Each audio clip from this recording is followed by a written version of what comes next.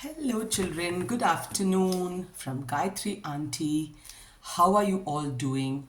Today I have come to see you all with yet another interesting and more importantly imaginative story. So what you have to do for me is wear your imagination cap on your head and be ready to enjoy this lovely story. So what is the story? This story is how the onion got its layers. We know onion, the vegetable. If you start cutting the onion, you will just find the layers coming out. As a vegetable, the onion comes out in layers.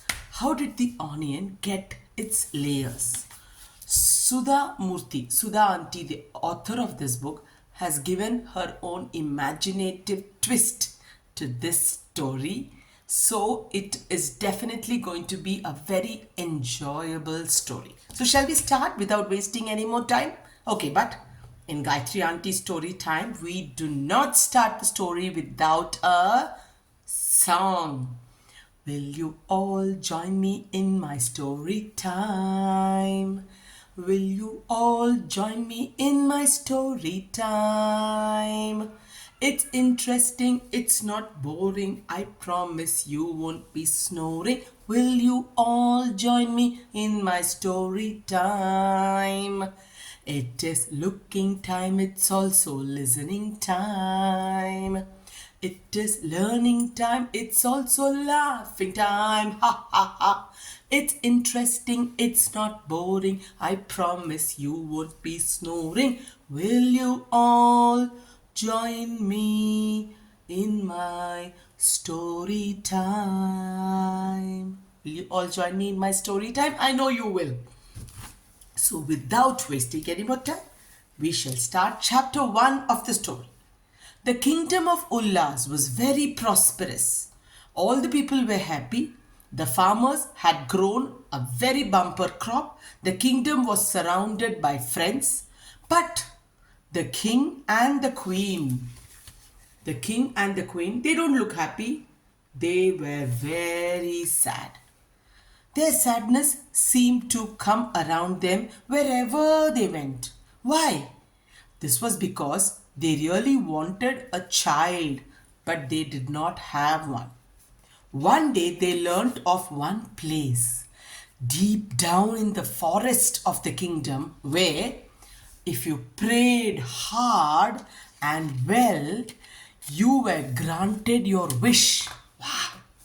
So, without wasting any more time, the king and the queen went there, and for many days they spent their time praying to the goddess of the forest for a long, long time. Finally, their prayers were heard, and the goddess appeared before them in a flash of green light. And she said, "What do you wish for, dear king and queen?" The king and queen, overjoyed, bowed low and said, "We wish to have a child. We wish to have a child." There is the light falling down upon them. Yes. So their wish was granted. She said, "So be it. You will soon have a little girl. But remember, she will be a loving child, but she will have one problem, one mistake. She will love to wear new clothes." Okay, but she would love it too much and she will make life difficult for you. Do you still want such a child?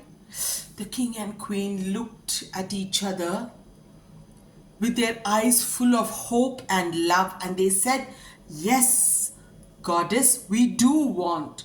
We can't think of anything else that we want more, but just we want this girl child." The goddess smiled and said, "Okay, shall be given to you," and she vanished. Now let's go to chapter 2. Soon as had been promised by the goddess, the queen gave birth to a lovely baby girl. A bundle of joy she was. With her jet black hair as she grew up, thick eyelashes, long toes and beautiful slender fingers. They named her Bina.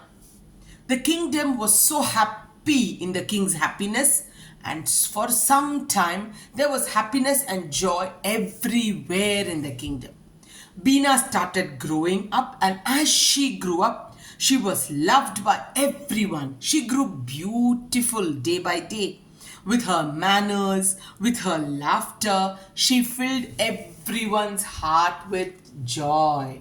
There she is, beautiful Bina. Yes, now what happened? But as the goddess had said, she did have one mistake.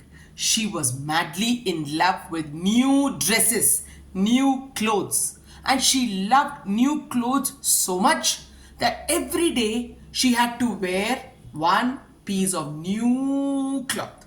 She would refuse to wear the same piece of dress twice. Every dress should be a new dress. Tailors from all over the kingdom, they created beautiful clothes for Princess Bina.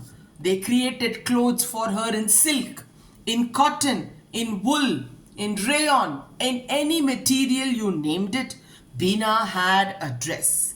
Blue, green, red, pink, yellow, brown, orange, golden color, black color, white color.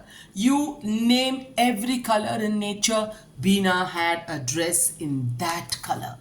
Oh my God. Now we go to chapter 3. For a while, the king and queen were so happy. They allowed her, they gave her a lot of dresses, they bought her a lot of dresses. But soon they realized that they were spending all the money, every bit of the money, only for new tailors, new clothes, new materials, new ready-mades. This had to stop somewhere. The king and queen coaxed her, pleaded her, scolded her, requested her, but Bina would not change her mind. One day the queen said to the king, "This is the weakness that goddess warned us about.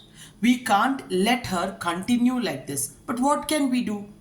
The king thought about the problem for some time, and then he said, "The goddess knew that she will be born with this flaw. I am sure that she can provide a solution. Why don't we send Bina to the forest and to meet the goddess?" The queen agreed and called Bina. She said to her daughter, "Bina dear, go to the forest and meet the goddess who blessed us with your presence in our lives. Ask her what should be done about your wish to wear new clothes every day. You know, it's really not practical. It's a waste of so many things to keep buying new clothes every day, my child." Bina thought for a while. She was a loving child, I told you. She was intelligent like you all. She decided that she will listen to her mother, Queen, Her Majesty, and go to the forest to meet the goddess. The next day, Bina entered the dark green forest and prayed till the goddess appeared. The goddess came in a flash of green light which lit up everything around her. Folding her hands, Bina told her why she had come. Can you see the goddess? That is the goddess standing right in front of Bina. "Yes, I know your problem, my little child," said the goddess very lovingly and understandingly. "I will send you a new dress every day. It will be unique. Its colors will be beautiful. Design will be outstanding. But you should remember one thing. You cannot wear anything else. You cannot exchange this dress with somebody else's dress. If you do that, there will be punishment for you. You should remember the rules." That's what the goddess said. "Oh, I will be so happy if I get a new dress every day, my goddess." Bina surprisingly said, "I'm agreeing to your condition. I'm very, very happy to leave the forest with this condition." The goddess smiled and vanished. Yes. So now chapter 4. Bina now woke up each morning to find an extraordinary sari or skirt or dress lying ready by her bed. It was a dream come true for her. There is a new dress lying and there she is dressing up. Bina enjoyed herself dressing, choosing earrings, choosing bangles, choosing shoes, choosing bindi, everything, hair clip, matching.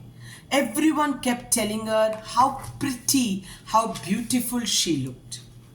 But this excitement went away after a few months. Nobody started telling her how she has been beautiful, what a wonderful dress she was wearing. Everybody was doing their usual work. It's the goddess's gift, no? So she will be like that. They thought to themselves, why should we tell every day? Like same thing we tell every day. So Bina became very sad. Suddenly she felt she was not getting that happiness. Then one day while walking near the river close to her palace, Bina noticed a girl wearing a simple cotton sari. The way that girl was walking and how attractive the girl looked made everybody turn and look at that girl. Bina noticed that all the people in her kingdom were admiring that girl. She became jealous because they were not looking at Bina, but they were looking at someone else. And she was not wearing any fabulously stitched dress. She was wearing a very simple dress. So Bina forgot about the goddess's warning. The goddess told her, remember, you can't go and wear somebody else's dress. You can't exchange your dress. She went up to the girl and said, will you take my dress and give me your sari? It is so lovely. I'm seeing all the people, they are just looking at you and I'm also loving this sari. The girl was surprised. The princess, the daughter of the king and the queen, is offering to take my simple sari and in return give me her beautiful dress. The girl said, of course, your highness, I will give you this sari. This beautiful dress will go here and the simple sari will come here. Yes. So now what happened? As soon as Bina wore the girl's simple sari, there was a flash, there was a bang. The surroundings changed. She found herself being transported deep inside the forest. That same forest where she met the goddess who gave her the blessing. Now she was standing in front of the goddess. Yes. Now what do you think the goddess said in chapter 5? Bina, the goddess said, I had told you, I had given you a warning not to give away or not to exchange your clothes. But you just did that. You did not listen to the instruction that I gave. I'm sorry, but there is a punishment for not listening to me. I will have to take you away from this world of humans forever. You cannot live in this world anymore. You have to come with me. Bina looked down that she might not see her family again. She thought of her parents, the sad faces, all her friends. She has to leave everything. She said, I will go away, goddess, but please do give me one last wish. Turn me into something that will remind everyone of their beloved princess, something that they might find useful also. The goddess thought for a while, closing her eyes, and then smiled and turned Bina into a plant. She turned Bina into a plant. And which plant did Bina become? She became an onion plant. She was wearing a pink sari, right? So whatever came out of that plant was pink in color, which was the onion. Yes, the onion, if you see the onion being cut, it comes out as layers. Those are all the dresses that Bina once was wearing. And have you seen people's eyes watering when they cut onions? Because unknown to us, the goddess of the forest makes us shed tears for the beautiful, kind-hearted, but a very, very silly-minded princess who went behind these new clothes. And that's how the onion got its layers. What a wonderful story written by Mrs. Sudha Murthy. Thank you, Sudha Auntie, for this lovely story. Thank you, dear children, for listening to my story. I hope you liked the story. Yes, I will see you again very shortly with yet another wonderful story. Till then, take care. Love and peace from Gayatri Auntie. Bye bye.